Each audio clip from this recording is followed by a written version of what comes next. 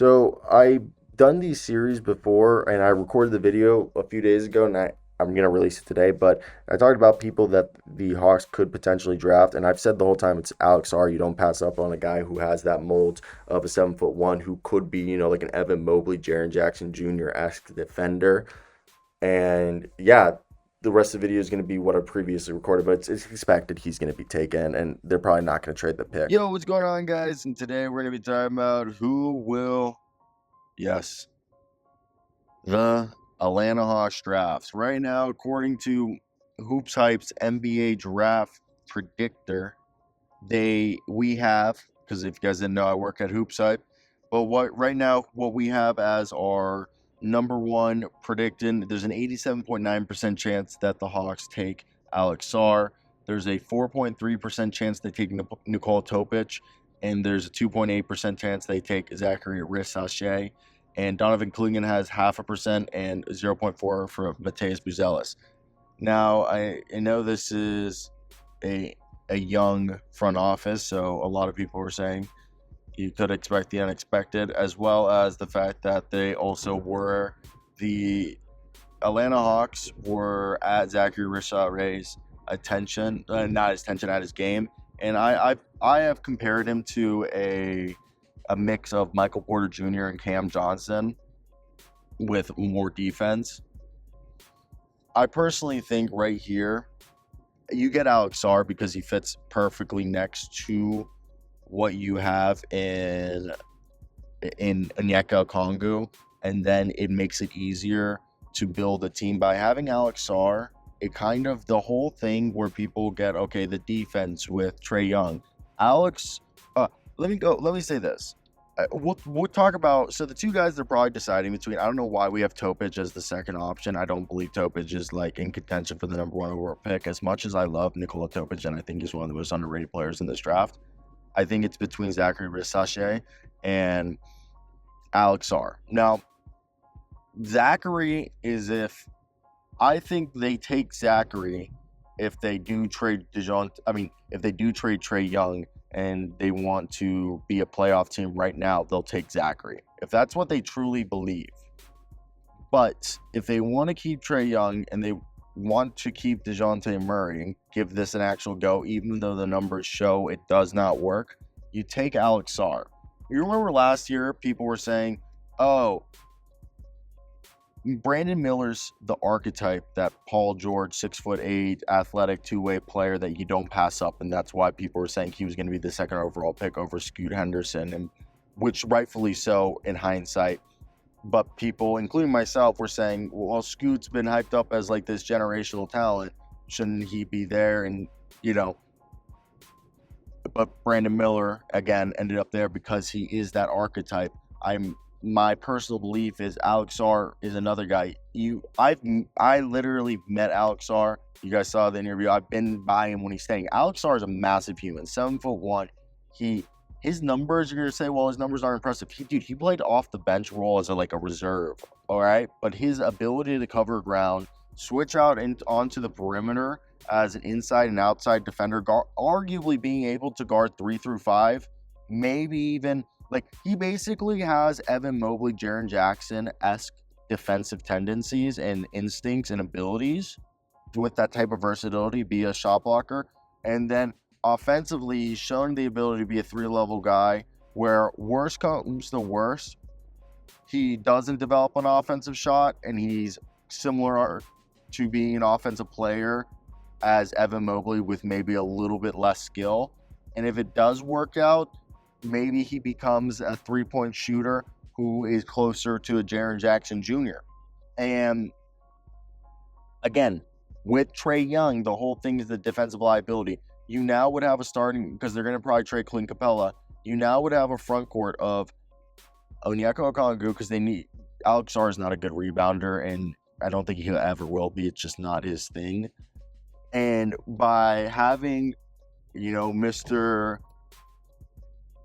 our guy Alex Sarr next to Onyeka Okongwu, you have the rebounding concerns, fixed, and you have two guys inside. And we saw Karl-Anthony Towns and Rudy Gobert, what they were able to do. I'm not saying that these two guys are going to do that, but it can work. And then you put DeAndre Hunter's probably going to be traded. And if you bring back Sadiq Bey and you keep Bogdan and you turn DeAndre Hunter into a guy that I don't know whose contract you could turn DeAndre Hunter into that would be cheaper and be a two-way version. But the idea is that getting a guy like Sar and then finding, being a, because they basically overpaid DeAndre Hunter, and by basically having DeJounte Murray, Trae Young, Alex Sar, and Onyeka Okongwu, and then a rotation of wings like Bogdan, like Mr. I guess you would say keep Sadiq Bey if you can, and you still have Kobe Buff getting off the bench. You have Jalen Johnson, who's probably going to be able to, he will probably be your small forward, even though he's more of a power forward. You would hope that he could maybe play some small forward. And then you have all those concerns about defensively, I think can be fixed. And again, if you can turn DeAndre Hunter into like a Keldon Johnson, maybe even a Harrison Barnes, just to be cheaper and because you can get off that money quicker, or get a I wouldn't go for Rui Hachimura, but maybe a Dorian Finney-Smith, or I think that's pretty much it. I don't see anybody else that would really like catch my eyes in terms of would be a game changer if they brought him in. But yeah, or a Matisse Thybulle package with who else is on that roster that you could ask for. I mean, if you could turn your contracts of Clint Capella and freaking DeAndre Hunter, which is like $38 million, into Matisse Thybulle and Malcolm Brogdon, I would not be mad. TBH. But Zachary Rissache, let's say they do trade Trae Young. All right. Now let's say they get 3 first-round picks from the Lakers, and the deal would probably be Rui Hachimura, and I believe the deal would have to be Rui Hachimura, Austin Reeves, and potentially, I think, because the salary floor is like 141, the luxury cap's at 171, they're at $178 million. So, okay, yeah, so it'd be Gabe Vincent, Reeves, and Hachimura would probably be the deal.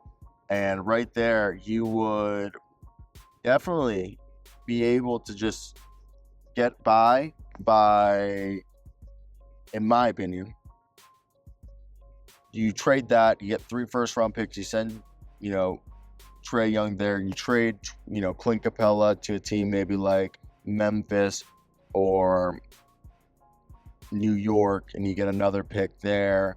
Now your cap has been lowered, and you have a bit more floor spacing. Rui Hachimura is maybe your power forward, and you don't have a small forward anymore because maybe you also trade DeAndre Hunter, and you want to contend though, because you have all these like multi-year deals, and you kind of want to be in the situation where you have the flexibility to keep improving. You kind of want to be the New York Knicks, basically, when you have Zachary be like a media contributor, either as like a 6-man role or off the bench, or as a starter next to Rui and Zachary are your like forwards, and then you have your big being Onyeka, and then you have DeJounte, and then you keep Bogdan, or you go out and get other contracts that fit your team, and you've retooled instead of going necessarily a rebuild.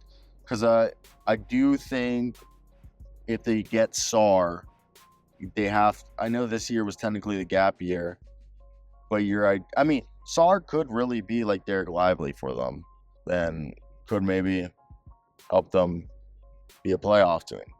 But who knows? I think that's the whole thing they're deciding.